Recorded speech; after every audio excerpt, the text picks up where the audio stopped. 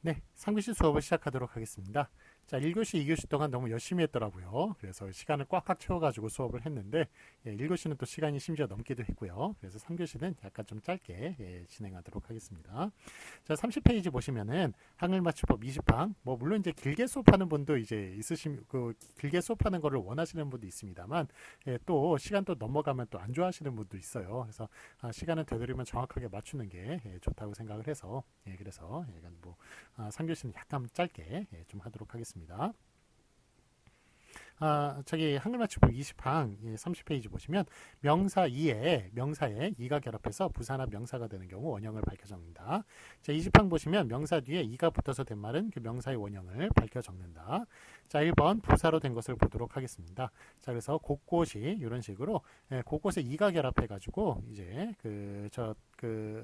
부사가 됐을 때 원형을 밝혀 적죠. 그래서 곳곳이, 낱낱이, 목목이 이런 식으로 적어주는 것을 볼 수 있습니다. 자, 2번 명사로 된 것을 보도록 하겠습니다. 곰배 팔 플러스 2, 바둑 플러스 2, 산발 플러스 2, 애꾸는 플러스 2 이런 식으로 그래서 뭐그 2가 붙어서 하여간 부사가 되건 명사가 되건 원형을 다 밝혀 적는 것을 볼 수가 있습니다. 자, 참고 보시면 곰배팔이라는 말이 나오네요. 팔이 꼬부라져부터 펴지 못하거나 팔뚝이 없는 사람을 낮잡아 이르는 말이다. 자, 그래서 요거는 약간 89년도 일이에요. 그래서 이제 곰배팔이 같은 팔이 이렇게 되신 분들이 있어요. 이렇게 된 좀 장애인 분들 계시고 그다음에 그때는 이제 전쟁이 한국 전쟁이 끝난 지 얼마 그러니까 뭐 물론 이제 30년이 지났습니다만 거의 40년이 지났습니다만 그래도 그분들이 좀 살아계시는 경우가 많아서 이게 팔뚝이 여기 좀 아랫부분이 좀 없고 그런 분들이 계시죠. 그래서 그런 분들을 이제 곰배팔이라고 그렇게 이제 불렀던 거를 그대로 이제 반영한 그러니까 그때 이제 시대 상황을 이제 보여주는 겁니다. 이게 89년도에.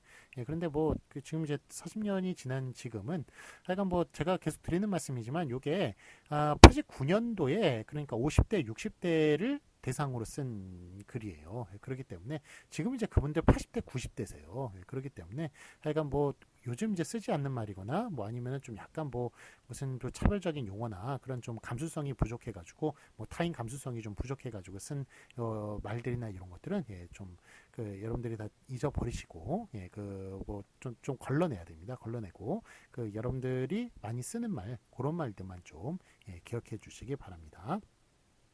육손이 같은 경우에도 손이 6개가 아니라 손가락이 6개인 분들이에요. 그러니까 보니까 이렇게 있고 저는 이 손가락이 끝에 여기 하나가 더 있더라고요. 하나 더 있어가지고 그래서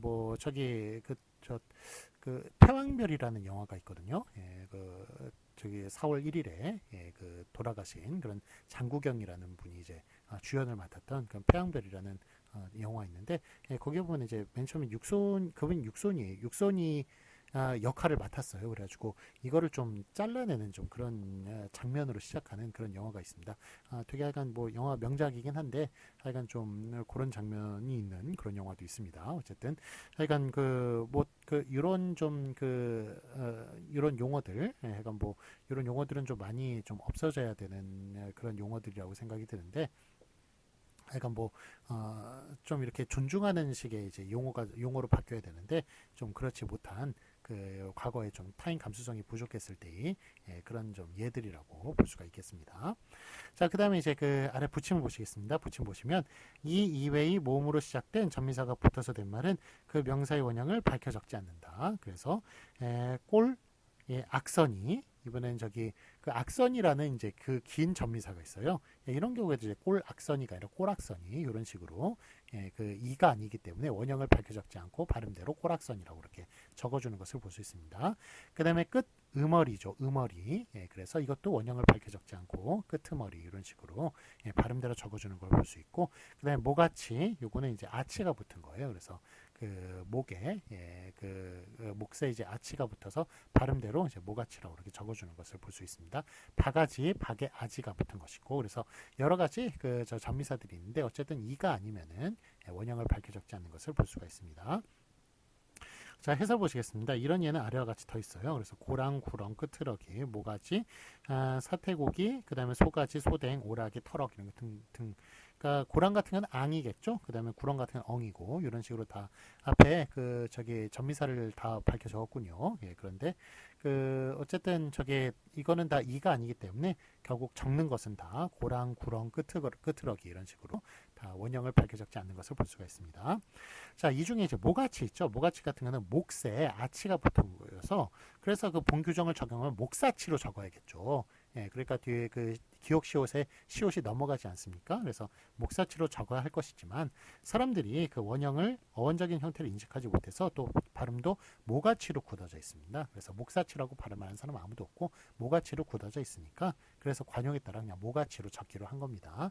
어차피 이가 아니기 때문에 발음대로 적어야 합니다만 사람들이 목사치라고 발음하지 않고 모가치라고 발음을 하니까 그래서 그냥 모가치로 적기로 했다. 그런 이야기입니다.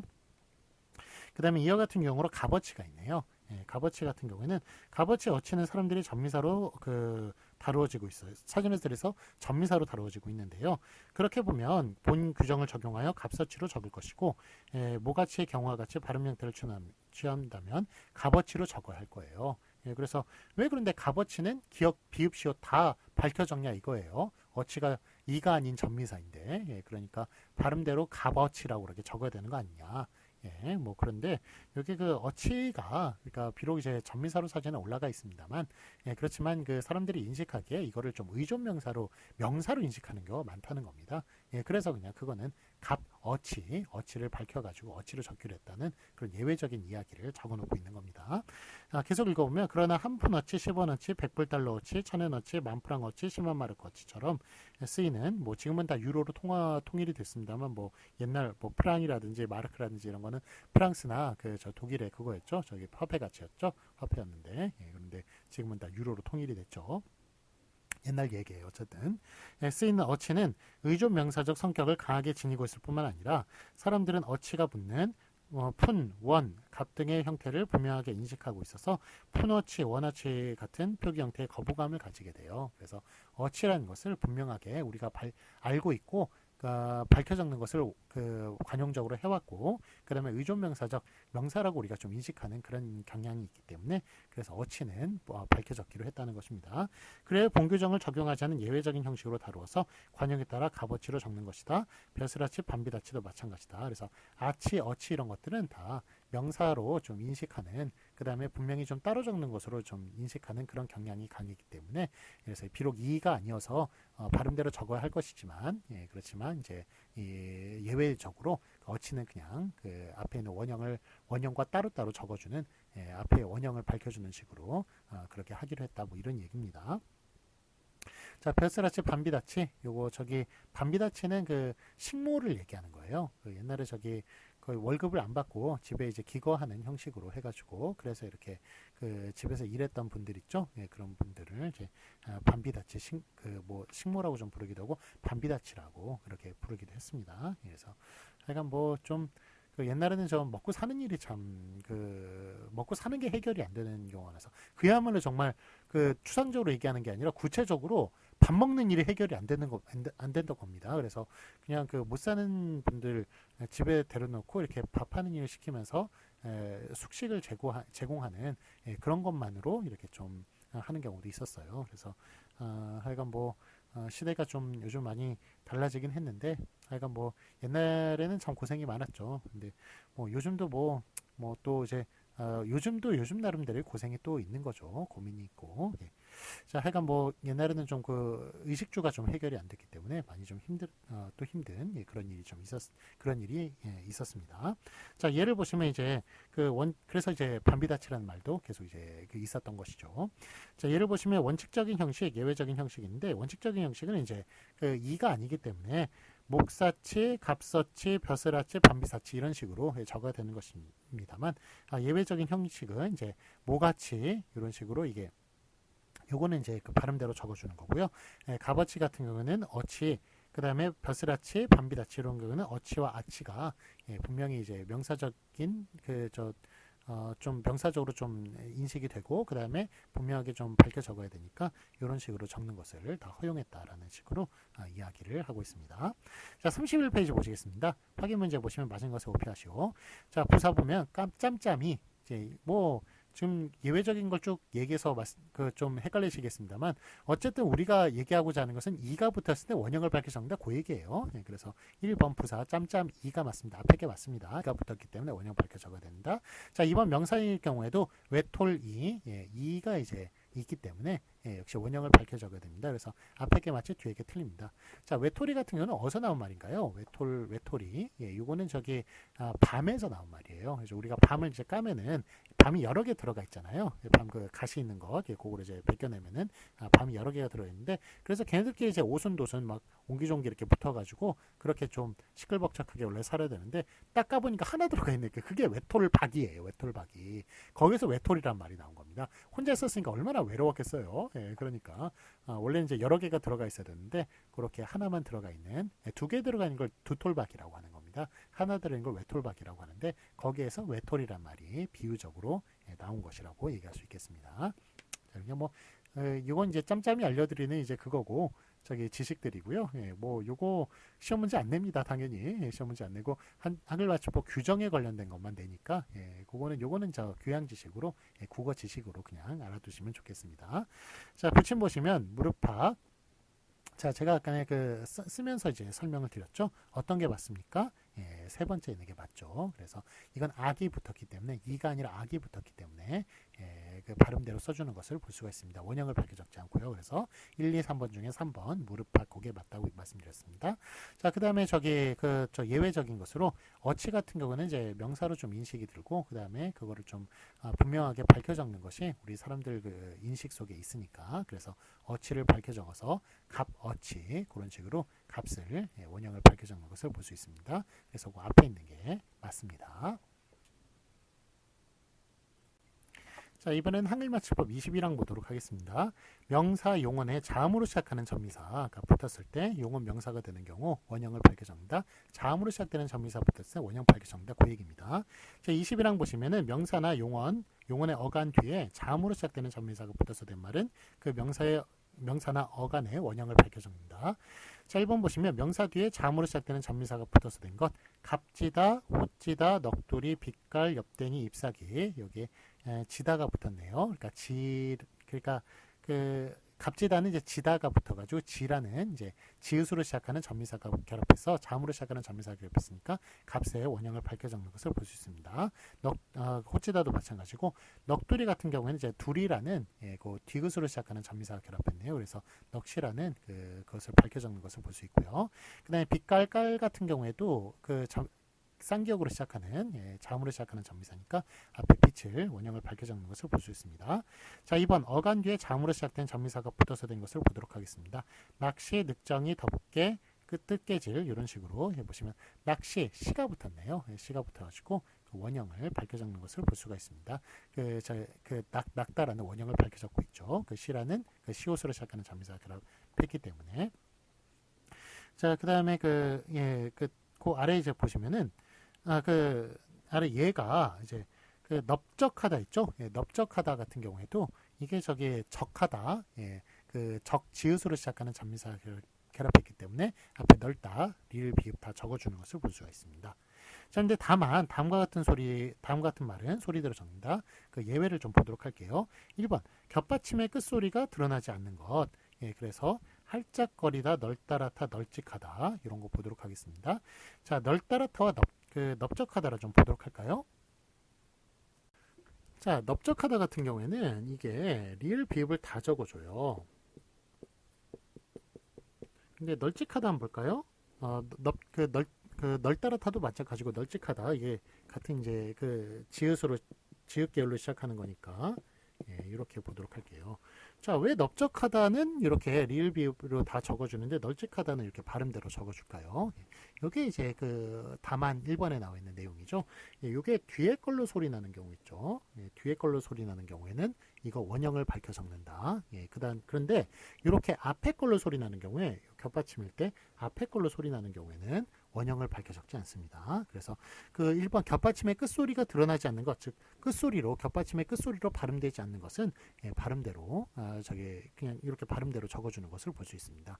자, 그래서 이렇게 적하다라는 비록 직하다가 붙었던 거겠죠, 이것도. 그래서 지읒으로 이제 시작하는, 즉 자음으로 시작하는 전미사가 붙었을 때 원형을 밝혀 적는 것이지만, 예외적으로 이렇게 겹받침일 경우에 뒤에 걸로 소리 나지 않고 앞에 걸로 넓다, 요거는 저기 앞에 거 널찍하다, 요거는 리을 비읍 중에 리을로 소리 나는 거잖아요. 앞에 걸로 소리 나는 거잖아요. 이럴 때는 원형을 밝혀 적지 않고 발음대로 적어준다. 예, 요게 바로 지금 저 1번의 내용이 되겠습니다. 그래서 요거 두 개, 예, 기억해 주세요. 자, 참고로 우리가 이게 한 자리에서는 하나로만 소리가 납니다. 그래서 우리가 요거 어떻게 소리가 납니까? 이거 닭이에요, 닭. 이렇게 하나로만 소리가 나요. 둘 중에 하나로만 소리가 나야 돼요. 그런데 그 미국 사람들 같은 경우 이걸 딱 하고서는 두 개 다 발음해버려요. 예. 그 사람들은 영어에서는 한 자리에 두 개씩 발음해도 괜찮아요. 세 개 발음하는 경우도 있어요. 스트라이크 이런 경우는 스트라, 그러니까 STR이 한 자리에서 소리가 나는 겁니다. 순식간에. 그래서 그 영어와 한국어의 차이점이에요. 그렇지만 한국어에서는 한 자리에 하나밖에 소리가 안 난다.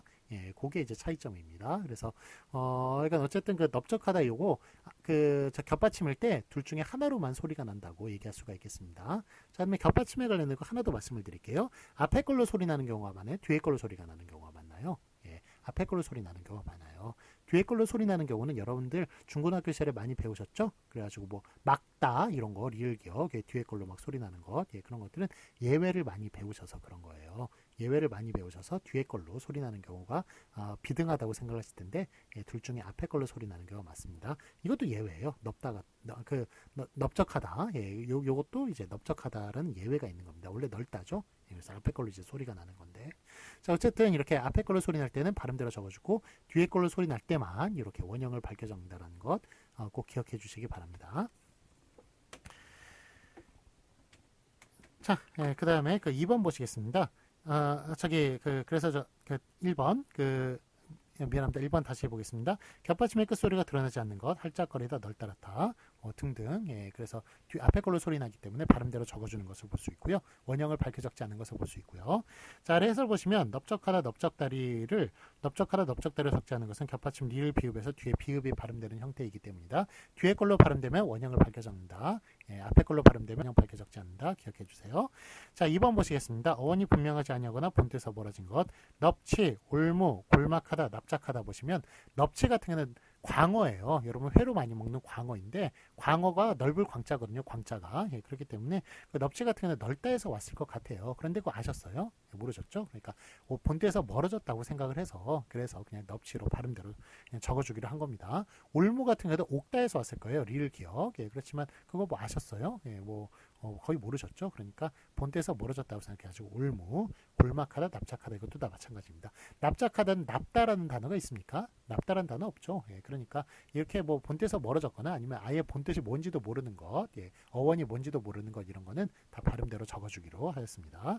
자, 아래에서 보시면 넙치는 한자어 광어와 대응시켜 볼 때 넓다고 결부되는 것으로 생각되긴 쉽지만 그 어원 형태가 인식되지 않는 것이므로 소리대로 넙치로 적는다. 그리고 올무, 이것도 옥다와 연관되는 것으로 해석하지만 역시 어원적 형태가 인식되지 않는 것이므로 올무로 적는다. 자, 뒤에 확인 문제도 풀어보겠습니다. 32페이지 보시면 맞은 것에 오표하시오. 명사 빛깔, 그 자음으로 시작하는 전미사가 붙으면은 원형을 밝혀 적는다. 그래서 앞에 있는 빛깔이 맞군요. 그 다음에 2번 용언 넓적하다 있죠? 예, 적하다 이렇게 자음으로 시작하는 전미사 결합하면 역시 원형을 밝혀 적으니까 넓적하다로 적는데, 자, 다만 1번 보시면 널찍하다 같은 경우에는 겹받침 중에 앞에 걸로 또 소리 나는 경우에는 발음대로 적어준다. 원형을 밝혀 적지 않고 발음대로 적어준다에 따라서 뒤에 널찍하다가 맞고요. 그 다음에 2번 그 본뜻이 뭔지를 모르는 경우, 본뜻에서 멀어졌다고 생각하는 경우는 원형 밝혀 적지 않는다에 따라서 넙치 뒤에 걸로 적어주는 것을 볼 수가 있습니다. 자, 오늘은 여기까지 하겠습니다.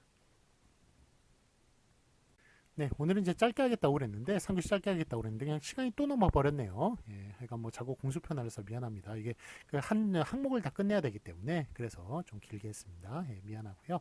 하여간 다음에는 좀 시간을 잘 조절해서 그렇게 하도록 하겠습니다. 자, 오늘 수고 많으셨고 다음 주에 뵙겠습니다. 고맙습니다. 안녕히 가세요.